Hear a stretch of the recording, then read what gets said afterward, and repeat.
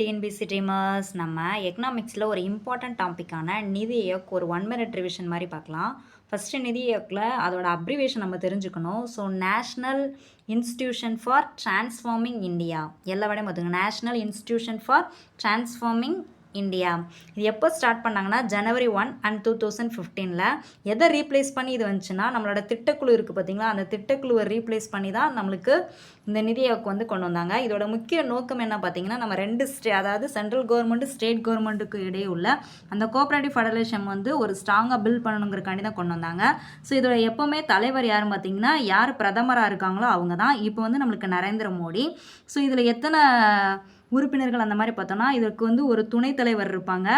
துணைத் தலைவருக்கு அப்புறம் அவங்களுக்கு ஒரு தலைமை நிர்வாகின்னு இருப்பாங்க. அதுக்கடுத்து முழு நேர உறுப்பினர்கள்னு பார்த்தீங்கன்னா 5 பேர் இருப்பாங்க. பகுதி நேர உறுப்பினர்கள் பார்த்தீங்கன்னா 2 பேர் இருப்பாங்க. ஸோ இதான் இதோட கட்டமைப்பு. ஸோ இதோட ஹெட் ஆஃபீஸ் எங்கே இருக்குன்னு பார்த்தீங்கன்னா நியூ டெல்லியில் இருக்குது. இதோட துணைத் தலைவர் அதாவது இப்போ கரண்ட்டாக உள்ளவங்க யாருன்னு பார்த்தீங்கன்னா சுமன் பெரி. ஃபஸ்ட்டு உள்ளவங்க நம்ம எல்லாருக்குமே தெரியும் அரவிந்த் பனகாரியா.